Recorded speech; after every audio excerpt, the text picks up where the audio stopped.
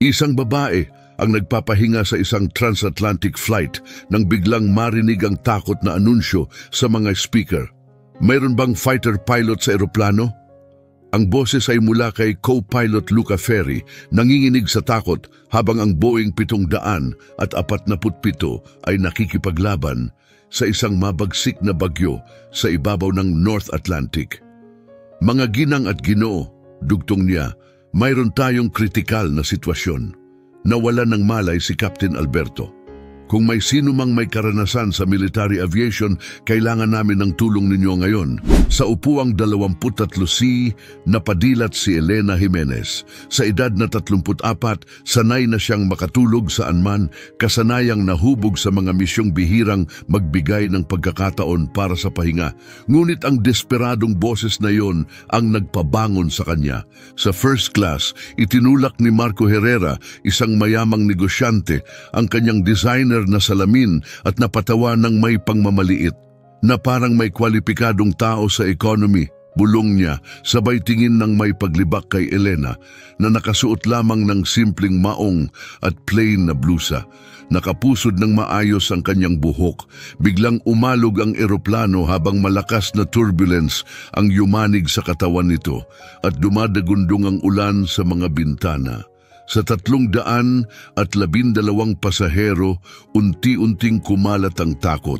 Umiyak ang mga bata, nagdasal ang ilan, at may mga nagmamadaling nag-type ng pamamaalam sa kanilang mga telepono. Muli, nabasag ang boses ni Luca sa intercom. Pakiusap, kung may sinumang may training sa military aviation, magpakilala kayo. Lumilipad tayong bulag sa gitna ng isang Category 5 storm.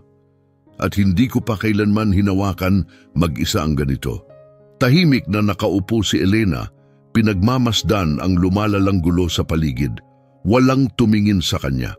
Sa kanilang isip, isa lamang siyang ordinaryong biyahero, isang babaeng nag-iisa, simpleng bihis, marahil bumibisita sa mga kamag-anak o galing sa trabaho. Biglang tumayo si Marco at sumigaw patungo sa cockpit. Makinig kayo, ang bayaw ko ay private pilot. Marami na akong beses na lumipad kasama niya. Kaya ko ito. Agad na hinarang siya ng isang flight attendant. Ginoo, kailangan namin ng may espesipikong karanasan sa militar, hindi sapat ang civilian flying. Kinu-question mo ba ako? Sigaw ni Marco, sabay hambog na tinuwid ang kanyang dibdib. Nagbayad ako ng $15,000 para sa mga tiket na ito. Mas marami akong karanasan kaysa sa sinuman dito. Sa sandaling iyon, tumayo si Elena nang may tahimik na kumpiyansa. Maayos at kontrolado ang bawat galaw niya, malinaw na kaibahan sa kaguluhan ng iba. Habang naglalakad siya patungo sa unahan ng eroplano, may mga pasaherong nakatingin na may pag-usisa, ang iba na may pagdududa. Maingat niyang nilapitan ang flight attendant at nagsalita ng kalmado. Colonel Elena Jimenez, Air Force, higit sa 500 oras ng paglipad sa F-22 Raptors, espesyalista sa pag-navigate sa matinding kondisyon. Saglit na katahimikan ang bumalot. Nakatitig si Marco Herrera, nanlalaki ang mga mata at nakanganga. Siguradong nagbibiro ka, bulong ni Marco. Ngunit may nakita sa mga mata ni Elena na nagpaurong sa flight attendant, isang uri ng kapanatagan na taglay lamang ng taong humarap na sa kaguluhan at lumabas na mas matatag. Isang tingin ng taong may baon na mga lihim at lakas na tahimik na lumilitaw. Kung nagugustuhan mo ang makapangyarihang kwentong ito ng tapang at katarungan, siguraduhing mag-subscribe ka upang hindi mo mamiss ang susunod dahil ang ordinaryong pasaherong ito ay gagawing huwarang aral ang isang nakakatakot na flight na ang paghusga batay sa anyo ay maaring maging lubhang mali. Umalingaw-ngaw ang mapait na tawa ni Marco Herrera sa kabina habang patuloy na bumabayo ang bagyo sa eroplano. Colonel, ikaw, aniya ng may pangaasar, sabay kumpas ng kamay na parang may tinataboy na ideya. Tingnan mo, iginagalang ko ang militar, pero hindi ko ibibigay ang buhay ko sa isang taong nagkukunwaring piloto. Nagbayad kami ng asawa ko ng mahal para iwasan ang mga ganitong sitwasyon. Kumalat ang mga bulungan sa mga pasahero. Isang matandang babae sa first class ang yumuko sa katabi at nagsabi ng malakas, sapat para marinig ng iba. Sigurado ba kayong kwalipikado siya? Parang galing lang siya sa murang bus, malinaw ang mensaheng nakatago sa kanyang mga salita. Lumabas mula sa cockpit si co-pilot Luca Ferry, maputla at nanginginig. Pakiusap, anya, halos mabasag ang tinig. Kung may sino mang may karanasan sa military aviation, kailangan ko kayo ngayon. Nagsiseizure si Captain Alberto at hindi ko pa kailanman nalipad ang ganitong bagyo mag-isa. Habang pinipilit ni Luca na buuin ang sarili, muling tumayo si Marco, hambog ang tindig. Makinig ka, binata, sabi niya ng may kumpiyansa. Nakabiyahe na ako sa mga private jet sa buong Europa. Mahigit 200 oras, oo, bilang pasahero. Pero alam ko kung paano gumagana ang lahat, mga procedure, instrumento, flight patterns. Tahimik lang si Elena, nakatingin kay Marco at kay Luca. Natutunan niya sa serbisyo na may mga pagtatalong hindi dapat sayangin ng lakas. Ngunit nagbago ang lahat nang makita niya ang takot sa mga mata ni Luca, ang parehong takot na nakita niya sa mga kasamahan na humaharap sa panganib sa malayong lugar. Muling sumiklab ang dating tapang sa loob niya. Mr. Ferry, wika niya ng pantay ang tono, sabihin mo ang kasalukuyang altitude, bilis at eksaktong kondisyon ng panahon. Walang alinlangan na sumagot si Luca, natural na nagtitiwala sa kanyang boses. Altitude 38,000 feet, bilis 450 knots, crosswinds 120 kilometro bawat oras, tumataas hanggang 160. Malakas na tumawa si Marco. Anong palabas? Kahit sino kayang kabisaduhin ang mga numerong iyon sa internet, hindi ibig sabihin piloto siya. Doon ginawa ni Elena ang bagay na nagpatahimik sa buong eroplano. Nang hindi natitigatig, mariin niyang binanggit, kung mawalan ng presyon sa cruising altitude, agad na gamitin ang oxygen mask, bumaba sa 10,000 talampakan, panatilihin ang descent angle na mas mababa sa 15 degrees para hindi masira ang eroplano, at magpadala ng signal sa ATC gamit ang transponder code 7,700, matatag, malinaw at puno ng autoridad ang kanyang tinig. Nagpatuloy siya ng 2 minuto, naglista ng mahahalagang hakbang at teknikal na detalye na kayang alalahanin lamang ng isang taong may mataas na training sa military aviation. Ang tanging narinig matapos iyon ay ang kulog sa labas at ang ugong ng mga makina. Tiningnan siya ni Luca Ferry, halatang may halong pag-asa at paggalang ang kanyang mukha. Ma'am, sa inyo na ang cockpit. Ngunit hindi pa tapos si Marco Herrera. Sandali lang, singhal niya, ang pagsasaulo ng mga procedure ay hindi patunay ng anuman. Gusto kong makita ang totoong kredensyal bago ko ipagkatiwala ang buhay ko sa isang taong malinaw na hindi nababagay sa first class sa isang international flight. Ang kanyang mga salita ay parang patalim na lumagos sa buong kabina. Walang tumingin kay Elena. Karamihan ay yumuko o tumingin sa malayo, ayaw harapin ng lalaki, ngunit nahihiya sa lantad na paghamak nito. Naramdaman muli ni Elena ang dating kirot, ang paulit-ulit niyang naranasan sa serbisyo. Ang kirot ng pagiging kinukwestiyon, minamaliit at hindi pinapansin dahil lamang kung sino siya. Naalala niya ang misyon kung saan kinwestiyon ng nakatataas ang kanyang autoridad habang nasa gitna ng paglipad. Naalala niya kung paanong ipinagkait sa kanya ang promosyon kahit nalampasan niya ang lahat. At naalala rin niya ang mga bulong-bulungan na sinasabi lang na swerte siya, hindi dahil sa galing. Ngunit naalala rin niya kung ano ang nagtulak sa kanyang bumangon higit sa lahat. Ang kakayahang gawing lakas ang bawat pagdududa, gawing gatong ang bawat insulto, at gawing tahimik na determinasyon ang bawat pangmamaliit.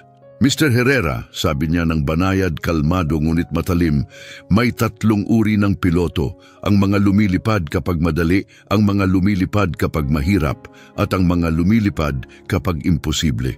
Lumapit siya sa cockpit ngunit tumigil sandali. Sa buong karera ko, nakapagligtas ako ng 17 eroplano sa mga sitwasyong sinasabi ng manual na imposibleng malampasan. Pero hindi iyon ang dahilan kung bakit ako kwalipikado ngayon. Hindi ang mga medalya o ang oras ng paglipad na naitala. Biglang bumagsak ng matindi ang eroplano, dahilan para mapasigaw sa takot ang mga pasahero. Nanatiling tuwid si Elena, halos hindi gumalaw, perpektong nakabalanse. Para bang walang niyayanig na bagyo. Nang humupa ang kaguluhan, nagpatuloy siya ng walang bakas ng takot. Ang dahilan kung bakit ako kwalipikado ay dahil nakalipad ako sa aktwal na war zones na may 2 sirang makina, walang navigation system at mga missile na humahabol sa likuran at naiuuwi ko pa rin ng ligtas ang lahat ng piloto sa aking squadron. Tumalikod siya papasok sa cockpit, ngunit huminto saglit sa tabi ni Marco. At Mr. Herrera, kapag nakalapag tayo ng ligtas at tiyak na mangyayari iyon, baka maisip mo kung paanong ang babaeng sinabi mong hindi na babagay sa first class ang siyang nagligtas sa iyo at sa pamilya mo. Nang hindi na nagsalita pa, tuluyan siyang pumasok sa cockpit. Mabigat na katahimikan ang bumalot sa mga pasahero. Dahan-dahan, may ilan na napagtanto na hindi lang ito isang emergency response, kundi isang sandali ng tahimik na kadakilaan na mananatili sa kanilang alaala magpakailanman. Sa unang pagkakataon, sa maraming taon, marahil dekada na, nakaramdam si Marco Herrera ng isang bagay na matagal na niyang hindi naranasan, ang matalim at mapagpakumbabang kirot ng pagiging ganap na mali tungkol sa isang tao. Hindi lang ito kahihiyan, kundi ang mabigat na bigat ng pag-alam na ang kanyang mga akala, hinubog ng yabang at pagkiling, ay hindi lamang malupit, kundi lubhang mapanganib. Hinusgahan niya si Elena batay sa anyo lamang, at ngayon ang paghuhusgang iyon ay hindi lamang kahiya-hiya, kundi katawa-tawa. Ang hindi alam ng mga pasahero noon ay higit pa sa kakayahan sa cockpit ang dala ni Elena Jimenez. Nabuhay siya sa mga karanasang napakatindi at nakakatakot na ang bawat patronizing na salita laban sa kanya ay biglang naging trahedyang nakakatawa. At nang tuluyang mabunyag ang kanyang kwento, mag-iiwan ito ng panibagong pag-unawa sa bawat isa kung ano ang tunay na lakas, kakayahan at kabayanihan. Sa loob ng cockpit, mabilis na lumalala ang sitwasyon, sapat upang manginig kahit ang pinakabeteranong commercial pilots.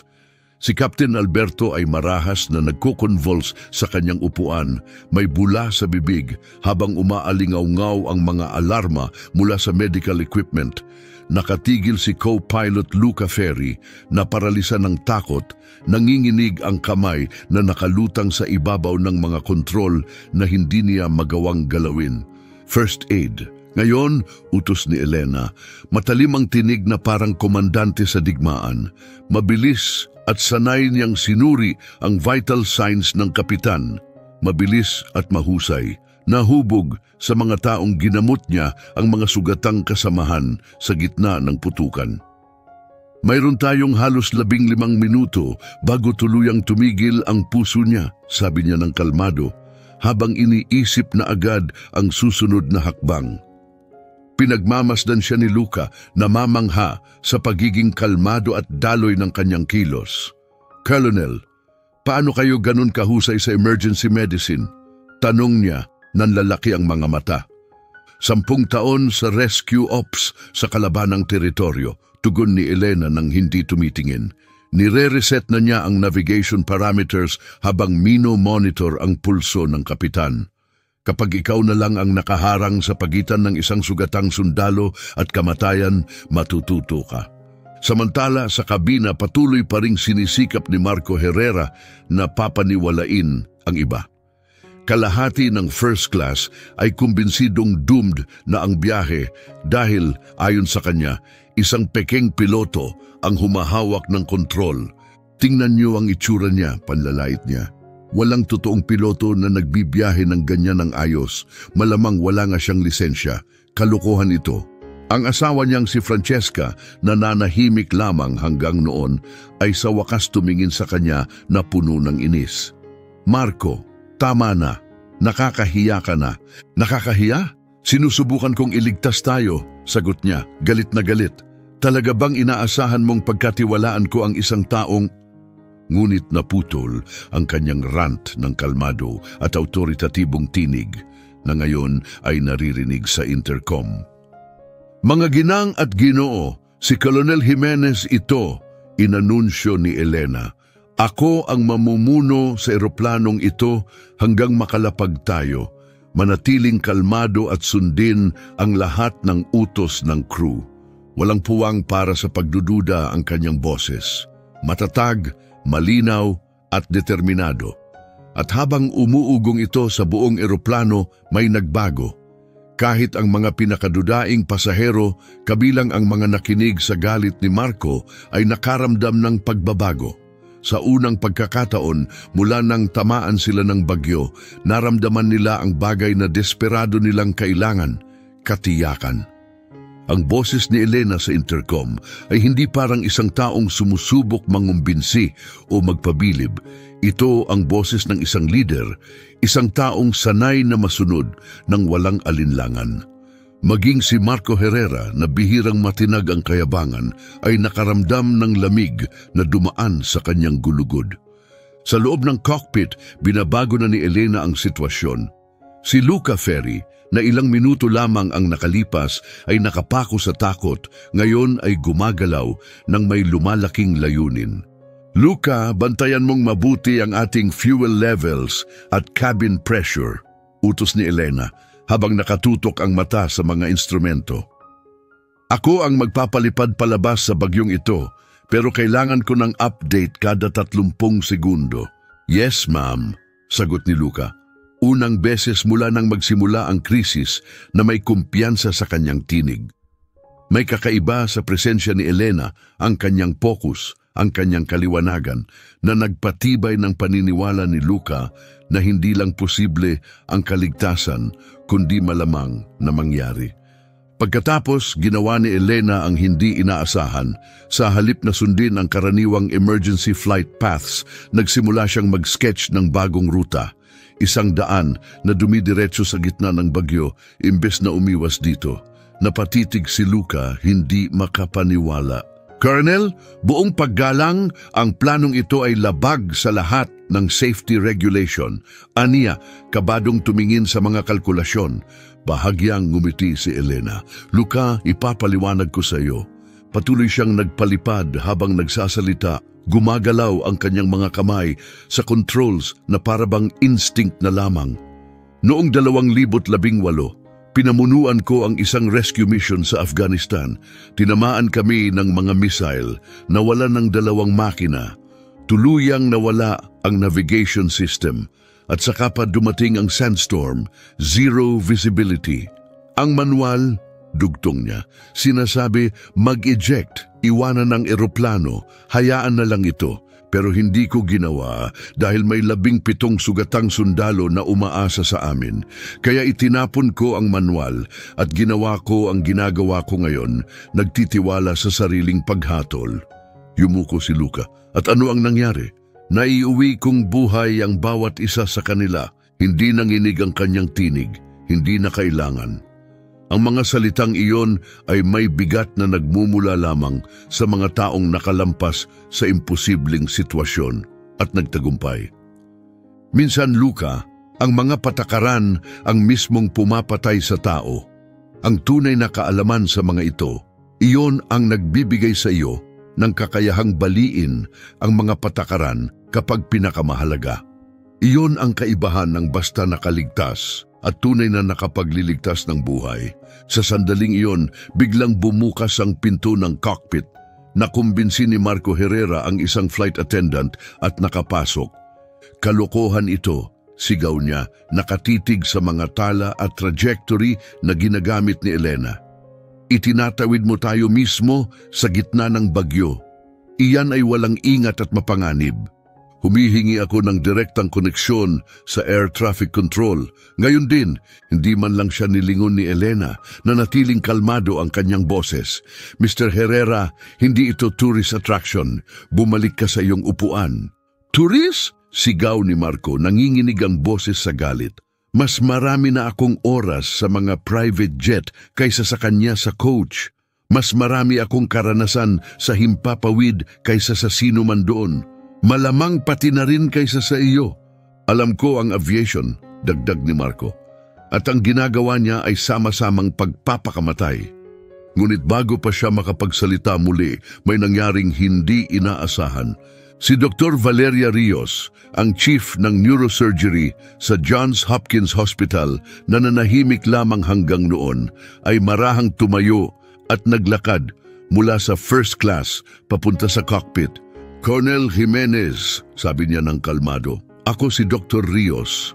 3 taon akong nagtrabaho sa military hospitals, naggagamot ng mga pilotong may neurological trauma. Naniniwala akong makakatulong ako sa kondisyon ni Captain Alberto.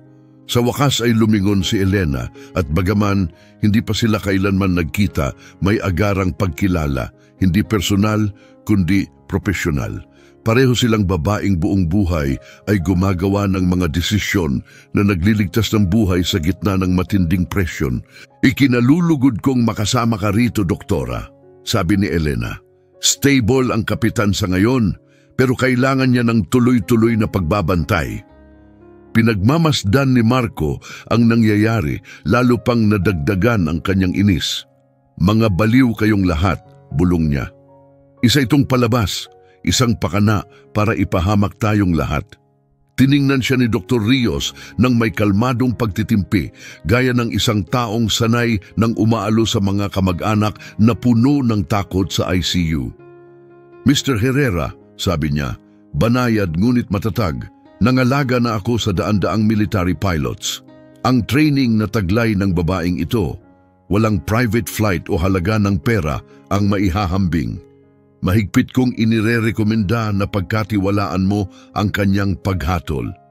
Pagkatiwalaan, tugon ni Marco sabay tawa ng mapanlait. Batayan? Dahil lang sinabi niya. Doon binago ni Elena habang nakatutok pa rin sa pagpapalipad ang buong atmosfera sa pamamagitan ng isang kalmadong utos. Luca, lumipat sa Emergency Military Frequency 121.5. I-transmit natin ang posisyon sa Andrews Air Force Base. Inayos ni Luca ang radyo gaya ng iniutos at nakinig habang malinaw na nagsalita si Elena sa headset. Colonel Jimenez to Andrews Base, humihiling ng pagkakakilanlan, may nagaganap na civilian emergency. Sandaling katahimikan bago dumating ang sagot, malinaw at apurahan. Colonel Jimenez? Spectre? Totoo ba ito? Sabi ng boses sa kabilang linya. Ito si Commander Ortega, Military ATC. Kinukumpirma namin ang iyong pagkakakilanlan. Spectre, nawala ka sa radar 20 minuto na ang nakalipas. Na-mobilize na namin ang buong Air Force para hanapin ka. Sa kabina, mabilis na kumalat ang nakabibinging katahimikan. Namutla si Marco Herrera. Sa ilang segundo lamang, napagtanto niyang hindi lang siya ng insulto ng isang bihasang piloto. Ininsulto niya ang isang buhay na alamat, isa sa pinakadekoradong aviators sa kasaysayan ng militar ng US. Sa radyo, nanatiling kalmado si Elena. Andrews Base, may 2 emergency kami, isa medical, isa meteorological. Nawalan ng malay ang kapitan at nagnanavigate kami sa isang hindi kilalang storm system. Kailangan ko ng vectors papunta sa pinakamalapit na paliparan na kayang tumanggap ng Boeing 747. Spectre, ikaw ang may buong prioridad, mabilis na sagot ni Ortega. Nilinis na namin ang lahat ng airspace sa East Coast. Naka-redirect na ang emergency resources sa Baltimore International. Nakaabang na sila ng trauma teams at runway clearance. Bahagyang ngumiti si Dr. Rios habang tumingin kay Marco na tila natulala. Sabihin mo nga, Mr. Herrera, wika niya ng banayad, Ilang turista ang kilala mong ginagawan ng full scramble ng United States Air Force para iligtas sila. Ngunit ang hindi pa nila alam noon ay malayo pa sa katapusan ang emergency na ito. Nasa unahan pa ang tunay na hamon. Sa mga sumunod na minuto, aasa si Elena Jimenez hindi lang sa kanyang pambihirang kasanayan sa pagpapalipad, kundi pati sa kaalamang napaka-advanced at napakalihim na kahit ilang commander niya sa militar ay bahagya lamang ang alam. At habang unti-unting lumilitaw ang mga kakayahang iyon, lubos na mauunawaan ni Marco Herrera ang bigat ng kanyang pagkakamali. Hindi lang niya minaliit ang isang bihasang piloto. Pinagdudahan niya ang isang taong nakaukit na ang pangalan sa kasaysayan ng American Aviation. Isang taong ang presensya ay binabago ang lahat ng iniisip niya tungkol sa tapang, kakayahan at kung ano ang anyo ng tunay na bayani. Spectre, ito ang Andrews Base. May critical kaming updates. Umalingaw-ngaw ang tinig ni Commander Ortega sa cockpit. Puno ng tensyon. Lumalala ang weather system lampas sa lahat ng forecast. Ang tuloy-tuloy na hangin ay umaabot na sa 180 kilometro bawat oras. May ulat ng yelong kasinlaki ng baseball. Nagsasara na ang lahat ng regional airports. Ang eroplano ninyo na lang ang nasa himpapawid. Parang tinamaan ng suntok si Marco sa mga salitang iyon. Hindi lang ito simpleng pagkasira o bagyo. Lumilipad sila mismo sa gitna ng isang meteorological catastrophe na nagpahinto sa lahat ng flight sa East Coast. Luca, utos ni Elena ng walang bahid ng kaba, bantayan mong mabuti ang ating vertical speed. Susubukan natin ang isang bagay na hindi pa kailanman nagawa sa 747. Mabilis na gumalaw ang kanyang mga daliri sa flight panel. Bawat kilos ay eksakto at puno ng layunin, para bang mismong eroplano ay tumutugon sa kanyang hawak. Tiningnan ni Luca ang controls, nanlalaki ang mata habang nagbabago ang mga numero sa hindi pamilyar at alanganing teritoryo. Colonel, ano ba ang eksaktong ginagawa natin? Tanong niya, may kaba sa tinig. Isang controlled spiral descent sa mismong mata ng bagyo, tugon ni Elena. Gumagawa na ng komplikadong kalkulasyon sa isip na parabang matagal na niya itong napag-aralan. Isang maniobrang hango sa mga military fighter jets, ngunit hindi pa kailanman sinubukan sa isang commercial airliner na ganito kalaki. Nagkatinginan si Luca at Dr. Rios, parehong hindi makapaniwala. Samantala na natiling nakatayo si Marco Herrera, tila natigilan. Sa lahat ng taon niya bilang makapangyarihang negosyante, marami na siyang nakasalamuha, mga profesional, leader, innovator. Ngunit wala siyang naging paghahanda para sa pagkakatuklas na nasasaksihan niya ngayon, ang isang taong gumagawa ng bagay na lampas sa ordinaryong kakayahan ng tao, para bang nanonood siya ng isang nilalang na halos supernatural. At biglang may isa pang boses na sumingit sa military channel. Spectre, ito si General Isabel de la Cruz, Pentagon Air Operations. Nakumpirma namin ang iyong pakikilahok sa Operation Tempest Shield, 2019. Totoo bang gumabay ka sa 2 sira na eroplano sa gitna ng sandstorm gamit lamang ang voice communication? Confirmed, General, sagot ni Elena ng walang alinlangan. Parehong prinsipyo, ibang atmospheric dynamics. Patuloy niyang inaayos ang descent angle at stabilizers ng eroplano. Ginagabayan ang 747 sa gitna ng malalakas na agos na parang hindi kayang ipaliwanag. Halos hindi makapaniwala si Luca. Colonel, nakapagliligtas ka ng buong eroplano sa pamamagitan lang ng pagbibigay ng instructions? 17 aircraft, tugon ni Elena nang hindi inaalis ang focus. Kapag natutunan mong makita ang galaw ng hangin sa 3 dimensyon, hindi mo kailangang nasa loob ng cockpit para makapagpalipad. Kailangan mo lang malaman kung ano ang susunod na gagawin ng hangin. At doon humarap si Marco Herrera sa mapait na katotohanan ng kanyang kamangmangan. Ang babaeng kanyang minamaliit dahil sa damit, upuan at pinagmulan ay hindi lang basta kwalipikado. Siya ay isang alamat, isang babae na itinuturo ang mga teknik sa military academies, isang pangalan na binubulong sa mga piling aviation circles, isang taong muling nagsulat ng kahulugan ng salitang lumipad. Dr. Rios, wika ni Elena ng matatag, kailangan mong bantayan si Captain Alberto. Ang mga maniobrang gagawin ko ay maglalantad sa lahat dito sa matinding G-forces na maaaring makasama sa kanyang kalusugan. Naiintindihan mo ba? Stable pa siya pero tama ka tungkol sa strain, sagot ni Rios. Pindot ni Elena ang radyo at nagsalita ng malinaw. General de la Cruz, kailangan ko ng kumpirmasyon na ang lahat ng civilian planes ay na-divert na sa ibang paliparan. Walang dapat sumubok sundan ng ruta namin. Spectre, ikaw lang ang eroplano na kasalukuyang gumagalaw sa US airspace. 13 military bases ang nakatutok sa sitwasyon. Na-update na mismo ang presidente. Naramdaman ni Marco ang pagkahilo. Nabigatan sa kaisipan na mismong presidente ng Estados Unidos ay nakakatanggap ng live reports tungkol sa flight na kanyang sinasakyan. Pinapalipad ng babaeng dating gusto niyang ipahiya. Pumutol muli ang tinig ni Elena sa tensyon. Luca, ikaw ang humawak ng komunikasyon sa air traffic control habang ako ang tututok sa descent. Kailangan ko ang buong focus. Sa wakas, nagsalita si Marco, nanginginig ang tinig sa hiya. Colonel Jimenez, humihingi ako ng paumanhin. Ang sinabi ko noon ay, Mr. Herrera, putol ni Elena ng matalim, hindi inaalis ang mata sa controls. Itabi mo muna iyan. Ang prioridad ko ngayon ay panatilihing buhay siya at siguraduhing makaligtas ang lahat ng nasa eroplanong ito. Sumadsad ang eroplano sa matinding spiral, nilalampasan ang lahat ng inaasahan ng commercial aviation. Nakakita si Elena ng bihirang descending current sa loob ng core ng bagyo.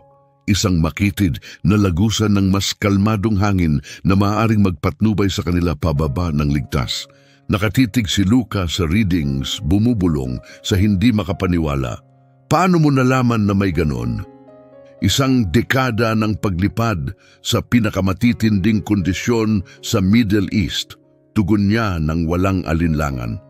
Sandstorms, artificial tempests galing sa pagsabog, mga sitwasyong walang saklaw ang civilian manuals.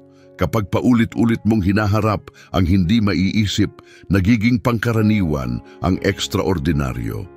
Spectre, ito si Commander Ortega, dumating ang boses sa radyo. Tinututukan namin ang descent mo sa radar. Hindi ito dapat posible. Paano mo napapanatiling steady ang jet na ganito kalaki sa 4,000 talampakan bawat minuto? Applied Physics Commander, at halos 2 dekada ng pagpapalapag ng eroplano sa mga sitwasyong walang ibang magtatangka. Mula sa kanyang upuan, nakatanaw si Marco sa bintana, tulala.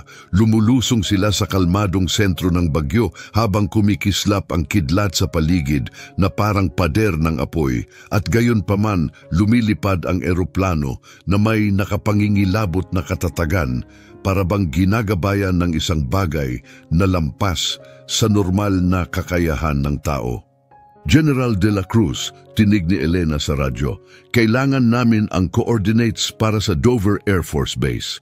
Kailangang handa ang runway para sa emergency kasama ang medical team sa lupa. Spectre, nakaabang na ang Dover, nilinis na ang main strip, may foam na sa landing surface at naghihintay ang mga ambulansya. Wala nang ibang air traffic. Ikaw ang may absolutong prioridad. Luca, dagdag ni Elena, kapag nakalapag tayo, malalaman mo kung bakit tinatawag nila akong Spectre. Sa unang pagkakataon mula nang siya ang humawak ng controls, bahagyang ngumiti siya. Sa loob ng 15 minuto, nasaksihan ni Marco Herrera ang isang bagay na winasak ang kanyang mga paniniwala. Ang pagpapakita ng perpektong paglipad, di matitinag na kalmado, at tapang na hayag ay muling nagbigay kahulugan sa lahat ng akala niya tungkol sa pamumuno at tunay na kabayanihan. At nang tuluyang lumapat ang gulong sa runway, napagtanto niyang si Elena Jimenez ay hindi lamang isang ekstraordinaryong piloto. Isa siya sa pinakamahusay sa kasaysayan ng American military, kundi isang babae na ang personal na paglalakbay ng katatagan ay nagbago sa kanyang mapanghusgang salita tungo sa isang mapait na kahihiyan na hinding-hindi niya malilimutan. Ngunit ang hindi pa alam ng mga pasahero noon ay ang landing na ito ay magbubunga ng mas malalaking pagbabago. Babaguhin nito ang aviation policies, huhubugin ang emergency response protocols at ipapakita sa mundo kung ano ang kayang makamit ng isang tao kapag siya'y minamaliit ng mga nagkakamaling ituring na pribilehiyo ang sukatan ng tunay na kakayahan. Pagkalipas ng 6 na buwan, nakatayo si Elena Jimenez sa Pentagon, na-promote bilang Brigadier General, ang pinakabatang babae sa kanyang pinagmulan na nakamit ang titulo. Ang kanyang storm navigation strategy ay naging bahagi ng military aviation training sa buong mundo, habang 3 unibersidad ang lumikha ng academic chairs bilang parangal sa kanya. Sa araw na iyon, hindi lang siya nagligtas ng 312 kaluluwa. Idineklara ng Secretary of Defense, binago niya ang sukatan ng bansang ito kung paano sinusukat ang kakayahan at pinatunayan niyang walang kinalaman ang itsura sa tunay na kahusayan. Sa gitna ng mga manunood, pumalakpak si Dr. Valeria Rios na may pagmamalaki. Siya ang naging kaakibat ni Elena sa pagsulat ng isang makabagong artikulo tungkol sa pang-emerhensiyang medisina sa mga eroplano na kalaunan ay nailathala sa pinakarespetadong medikal na journal sa buong mundo. Si Luca Ferry naman, na ngayoy may ranggo na kapitan sa sarili niyang uniforme, ay naging piloto ng isang komersyal na eroplano. Palagi niyang sinasabi sa iba na ang kanyang pinakamahalagang tagapagturo ay si General Jimenez. Subalit si Marco Herrera ay hindi nakatakas sa naging bunga ng kanyang pagkakamali. Kumalat online ang isang video kung saan narinig ang kanyang mapanirang pananalita sa loob ng eroplano at umabot ito sa milyon-milyong tao. Sa loob ng 3 buwan, gumuho ang kanyang investment firm, nawalan ng halos lahat ng kliyente at tuluyang nabangkarote. Daddy, bakit nagagalit ang mga tao kapag nakikita nila ang pangalan mo sa internet? Tanong ng kanyang 12 taong gulang na anak, isang inosenteng tanong na tila tumapos sa natitirang kapalaluan niya.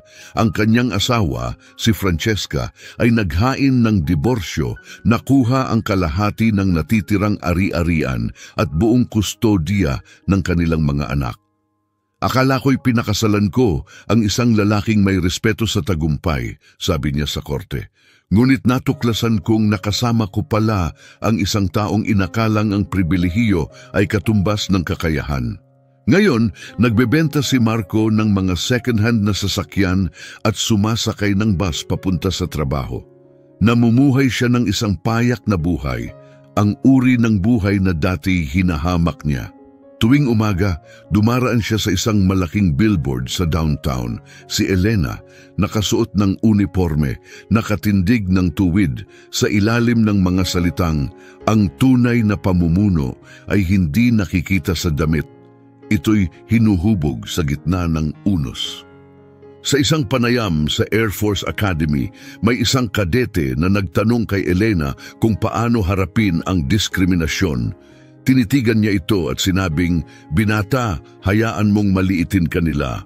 Habang inuubos nila ang lakas sa pagdududa sa iyo, gamitin mo ang enerhiya mo para hasain ang kakayahan mong hindi kailanman kayang baliwalain."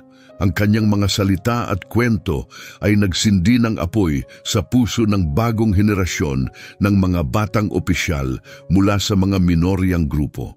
Ang kanyang aklat na Flying Through the Storms ay naging bestseller at bawat sentimo ng kita ay ibinuhos niya sa mga scholarship para sa mga kabataang nangangarap maging piloto. 3 taon ang lumipas, muling itinakda ng tadhana ang pagtatagpo nila ni Marco sa isang paliparan. Naglalakad siya sa terminal, suot ang uniforme ng isang general, napapalibutan ng mga aide at seguridad. Nakatayo si Marco sa gilid, suot ang damit ng kanyang pinagtatrabahuhan sa dealership at bit-bit ang isang mumurahing maleta.